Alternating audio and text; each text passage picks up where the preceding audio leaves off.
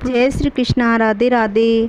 ओम नमो भगवते वासुदेवाय। आप सभी का आपके अपने यूट्यूब चैनल पर हार्दिक स्वागत है। आज मैं आपको पुरुषोत्तम मास में नित्य रोज सुने जाने वाली दान स्नान की कहानी सुनाने जा रही। आइए कहानी सुनते हैं।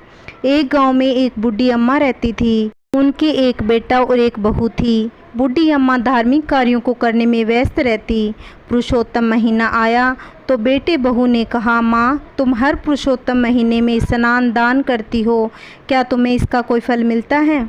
मेरी विवाह को 5 वर्ष हो गए, परंतु ना तो कोई मेरी नौकरी लगी और न ही तुम्हारे पोता हुआ। माँ बोली, बेटा, मैं पुरुषोत्तम भगवान से पूछूंगी कि मेरे स्नान दान का फल कब मिलेगा। इतना कहकर वह घर से जय पुरुषोत्तम भगवान की कहते हुए निकल गई। चलते चलते रास्ते में उसे एक आदमी मिला जिसे कोढ़ की बीमारी थी। वह आदमी बोला, माई, आप कहाँ जा रही हो? बूढ़ी अम्मा ने कहा, भाई, मैंने अपने जीवन काल में हर तीसरे वर्ष आने वाले पुरुषोत्तम मास का स्नान दान व्रत किया, लेकिन मेरे बेटे बहू कहते हैं कि इसका कोई पुण्य नहीं मिला। इसीलिए पुरुषोत्तम भगवान से मिलकर यह पूछूंगी कि मुझे इसका व्रत का फल कब मिलेगा। तब कोढ़ी बोला, माई, यदि तुम्हें भगवान मिले तो मेरे भी दुख का निवारण पूछना। जब मैं 13 वर्ष का था तब से मुझे कोढ़ लग गया। ये सजा मुझे किस कर्म की मिल रही है? बुढ़िया बोली, जरूर पूछूंगी। यह कहकर वह जय हो पुरुषोत्तम भगवान की कहते हुए आगे बढ़ी। चलते चलते रास्ते में उसे एक कुम्हार पति पत्नी मिले। उन दोनों ने पूछा, माई, आप कहाँ जा रही हो? बूढ़ी अम्मा ने सारी बात बता दी। कुम्हार सुनकर बोला, माई, क्या आप हमारे दुख का निवारण भगवान से पूछोगी? हमारी आजीविका केवल मटके बनाने से ही चलती है। पिछले 2 वर्ष से हमारे चाक पर टूटे फूटे मटके बन रहे हैं। कुछ भली प्रकार से बन भी जाते हैं तो पकाते समय फूट जाते हैं। ऐसा क्यों हो रहा है, यह आप ज़रूर पूछना। बूढ़ी अम्मा बोली, ज़रूर पूछूंगी। इतना कहकर वहाँ से जय पुरुषोत्तम भगवान की कहते हुए आगे चली। कुछ दूर जाने पर उसे एक सांप मिला। उसने कहा, मैं तुम्हें डसूंगा। बूढ़ी अम्मा ने कहा, जब मैं लौटकर आऊं तब डस लेना, अभी तो मैं पुरुषोत्तम भगवान से मिलने जा रही हूँ। सांप ने कहा, माई, तुम्हें पुरुषोत्तम भगवान मिले तो मेरे दुख का निवारण पूछना। मेरी नागिन जब भी अंडे देती है उसमें से एक भी संपोला जिंदा नहीं रहता। हमें कौन से कर्मों का फल मिला है? ये बुढ़िया माई बोली, मैं यह ज़रूर पूछूंगी। यह कहकर वह आगे चली। उसे एक वृक्ष के नीचे बैठे महात्मा मिले। उन्होंने पूछा, बूढ़ी माई, आप कहाँ से आई हो और कहाँ जा रही हो? बूढ़ी अम्मा ने उन्हें अपने बेटे बहू द्वारा दिए हुए तानों की सारी बात बता दी। यह सुन महात्मा बोले, यदि तुम्हें पुरुषोत्तम भगवान मिल भी जाए तो तुम उन्हें पहचानोगी कैसे? बूढ़ी अम्मा बोली, मैं पहचान लूँगी। इतना कहकर उसने महात्मा को प्रणाम किया और जय पुरुषोत्तम भगवान की ऐसा कहते हुए आगे चली। ऐसा कहते ही पुरुषोत्तम भगवान ने उन्हें दर्शन दिया। भगवान ने कहा, बोलो, तुम्हें क्या चाहिए? बूढ़ी अम्मा ने कहा, प्रभु, आपके दर्शन होते ही मुझे सब कुछ मिल गया, मुझे अब कुछ भी नहीं चाहिए। पुरुषोत्तम भगवान बोले, तुम्हारा कल्याण हो। अब बूढ़ी अम्मा रास्ते में मिले सभी लोगों से दुख का निवारण पूछने लगी। सबसे पहले कोढ़ी के बारे में पूछा तो भगवान बोले, बूढ़ी माई, कोढ़ी अपने पिछले जन्म के कर्मों का फल भोग रहा है। पिछले जन्म में वह नगर का राजा था। वह अपनी प्रजा को बिना वजह ही दंड देता था। वह कोढ़ी को अपनी प्रजा की आह लगी है। तुम अपने चरण की धूल ले जाओ, उनके शरीर पर लगा देना, वह ठीक हो जाएगा। अब बूढ़ी अम्मा ने कुमार दंपति के दुखों का निवारण पूछा तो पुरुषोत्तम भगवान बोले, एक बार उसी के गांव का गरीब व्यक्ति अपनी बेटी के विवाह के लिए कलश लेने आया।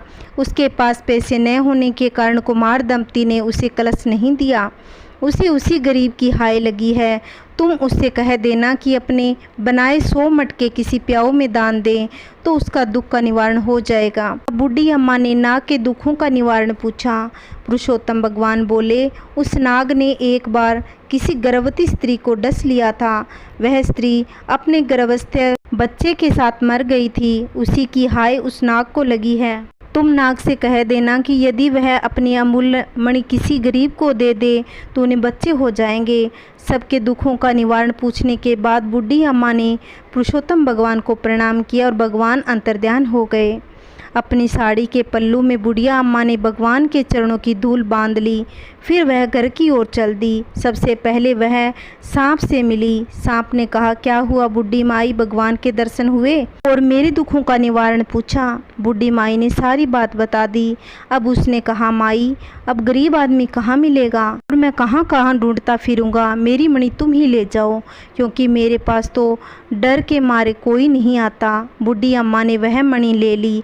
वह आगे चली और कुम्हार दंपति मिले। उन्होंने कहा, बूढ़ी माई तुम्हें भगवान मिले, हमारे दुखों का निवारण पूछा। बूढ़ी अम्मा ने उन्हें सारी बात बता दी और दोनों कुम्हार पति पत्नी बोले, माँ हम आज ही प्याऊ में 100 मटके दान कर देंगे। अब वह अपने घर की ओर बढ़ी। रास्ते में उसे वही कोडी मिला। उसने कहा, माई भगवान के दर्शन हुए, मेरे दुख का निवारण पूछा। तब बूढ़ी माँ ने उनको सारी बात बताई तो साड़ी के पल्लू से पुरुषोत्तम भगवान के चरणों की धूल उसके शरीर पर लगा दी। थोड़ी चरण की धूल बेटे बहू के लिए रखी। भगवान के चरणों की धूली लगाते ही कोडी का कोड ठीक हो गया। वह खुश होकर उसने बूढ़ी अम्मा को बहुत सारा धन दिया। धन और अमृतमणि लेकर अपने घर को पहुंची तो देखा उसका छोटा सा घर बड़ा घर बन गया और अन्न के भंडार भर गए। बेटा बहू माँ को देखकर बहुत खुश हुए और पुरुषोत्तम भगवान की धूली अपने शीश पर लगाई। बेटा बोला, माँ तुम्हारे स्नान दान के पुण्य और भगवान की कृपा से मुझे नौकरी मिल गई और तुम्हारी बहू गर्भवती भी है। यह सुनकर बूढ़ी अम्मा बहुत खुश हो गई।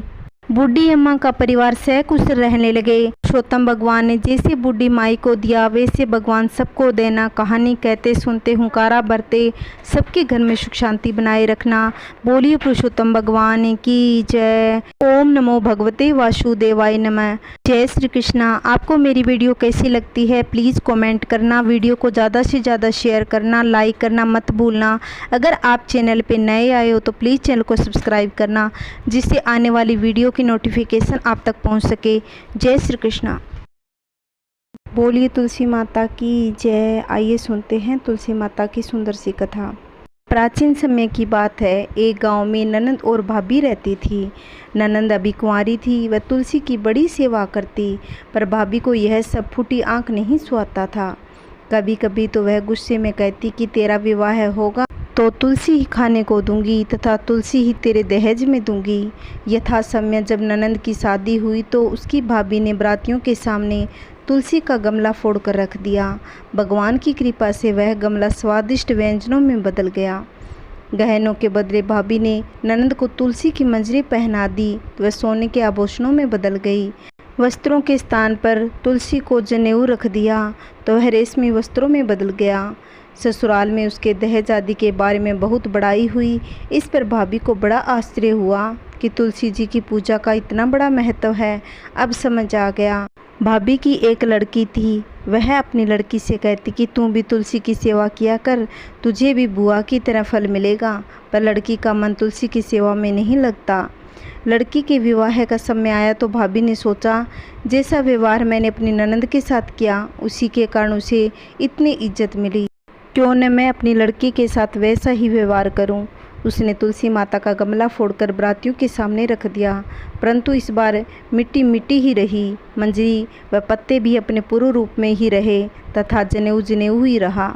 सभी बराती भाभी की बुराई करने लगे। ससुराल में सभी लड़की की बुराई कर रहे थे। भाभी मन ही मन सोचती कि ननंद को तो तुलसी माता ने इतना दिया और मेरी बेटी की इतनी बुराई हुई।